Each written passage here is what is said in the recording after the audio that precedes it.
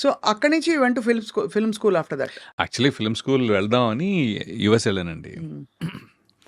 ఎందుకంటే రామ్ గోపాల్ వర్మ గారి ఆయన్నే ఒకసారి కలిసా, ఒక పెళ్లిలో కలిసాను అనమాట. పెళ్ళిలో కలిసినప్పుడు వెళ్ళి పరిచయం చేసుకుని sir very interested in maybe Varma అబ్బి వర్మ అన్నారా? అదొక్కటే అనలేదు నేను కావాలని. యాక్చువల్లీ మా ఫ్రెండ్ అరే వెళ్ళి కలిసావా అన్నాడు. కలిసాను రా, ఏమని చెప్పావా?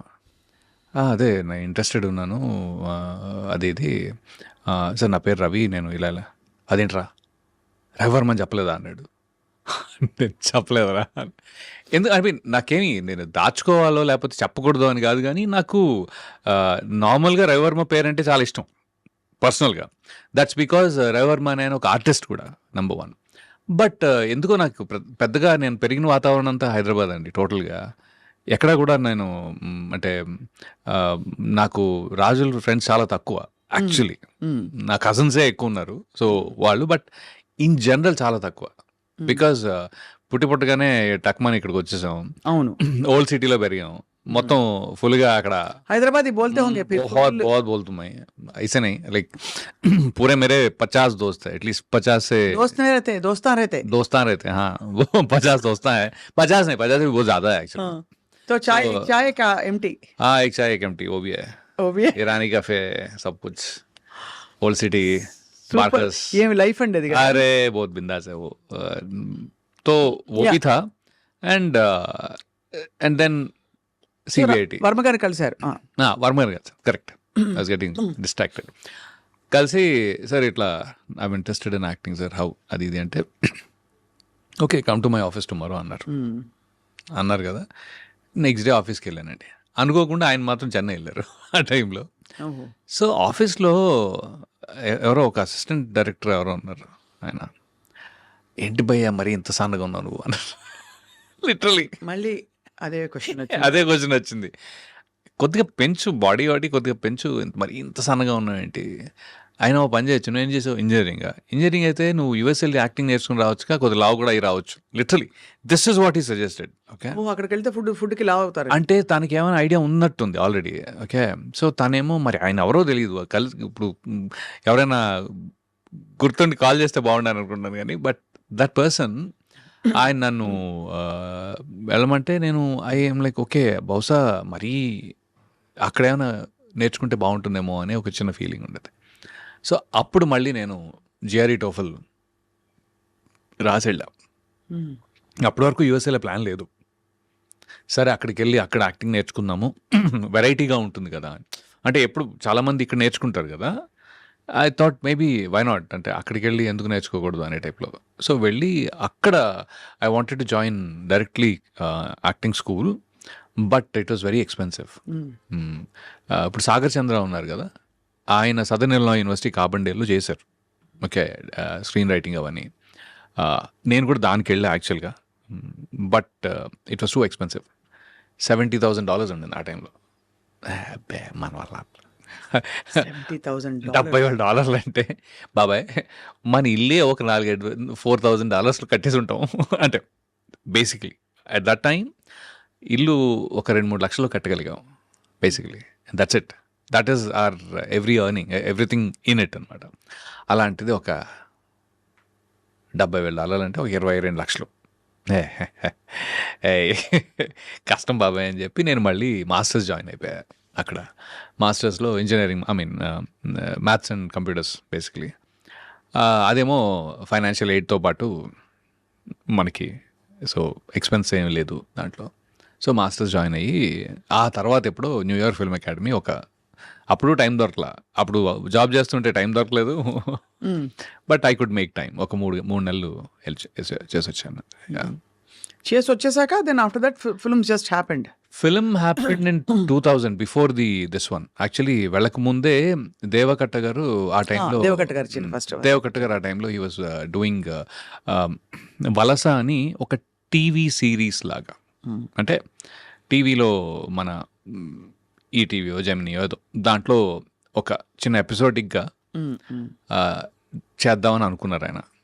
చేద్దామని అనుకుని ఒక I think few episodes that he did. దాంట్లో వేరే నా ఫ్రెండ్ ఉన్నాడు కిషోర్ అని, తను చెప్పాడనమాట, అరే ఇక్కడ నా రూమ్మేట్ దేవా అని ఉన్నాడు, తను interested in movies, you want go meet him అంటే అవునరా వెళ్తానని చెప్పా. అదే క్రమంలో రాజన్ డీకే గారిని కూడా కలిసి ఆ టైంలో, డీకేని ఎక్కువ కలవలేదు, రాజ్ని ఎక్కువ కలిసి ఆ టైంలో. సో దేవా వచ్చేసి, సారీ బ్రదర్ నేను ఆల్రెడీ అందరినీ హైర్ చేసేసుకున్నాను, 2 months అయింది నేను ఆల్రెడీ స్టార్ట్ చేసి, సో ఎవ్రీ వీకెండ్ ఆయన షూట్ చేసేవారు బేసిక్గా. నేనేమన్నానంటే సరే ఓకే అండి ఫైన్, నాకు ఒక చిన్న హెల్ప్ కావాలి, మీరు నన్ను ఆడిషన్ తీసుకోండి, అప్పుడు నాకు తెలుస్తుంది నేను అంటే అసలు నేను చేయగలనా లేదా, ఇదే నాకు this is how it is అనేది మీకు తెలుస్తుంది నేను చేయగలనా లేదో అంటే, సరే అయితే అని చెప్పి ఆయన లీడ్ క్యారెక్టర్కి ఆడిషన్ తీసుకున్నారు. And he was very happy. అరే నాకు తెలియదే, నువ్వు కొన్ని ముందు కొద్దిగా కనపడి ఉంటే, అప్పుడు ఆయన ఆ క్యారెక్టర్ తనే చేస్తున్నారు actually, because nobody else was interested much.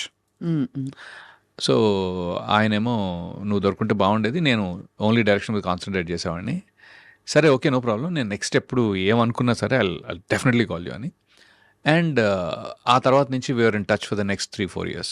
అంటే ఎవ్రీ ఇయర్ ఒక 2 days అయినా నేను వెళ్ళి కలిసేవాడిని, డెట్రాయిట్ వెళ్ళి కలిసేవాడిని, లేకపోతే అలా ఒకటి ఫోన్ కాల్స్ ఇవి అవి.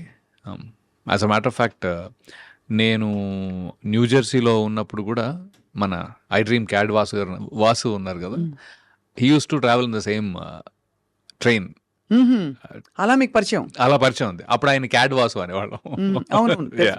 సో అలాగా, సో యా ఆ పరిచయం ఉంది.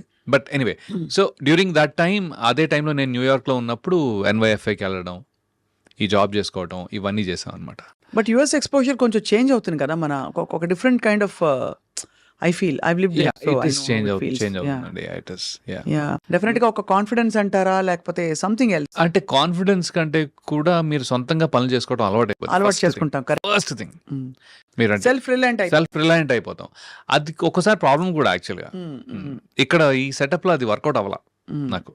It is very hard to be guy from US. అవును, కరెక్ట్. అది ఉంది. మీరు ఇంతమంది స్టార్స్తో వర్క్ చేశారు కదా రవి గారు, ఎవరితోనైనా దోస్తీ అయిందా?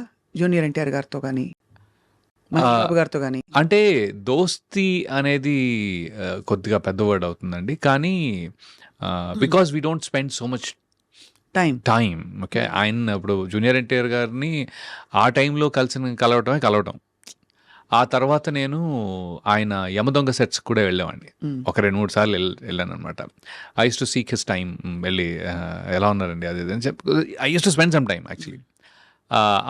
ఆ మాత్రం దోస్తీ ఉండింది ఆ టైంలో. బట్ ఆఫ్టర్ దాట్ నేను కూడా మళ్ళీ US వెళ్ళిపోవటం, ఆయనతోటి వర్క్ చేయలేకపోవటం, అంటే ఎక్కడో మళ్ళీ ద క్యారెక్టర్ షుడ్ ప్లే.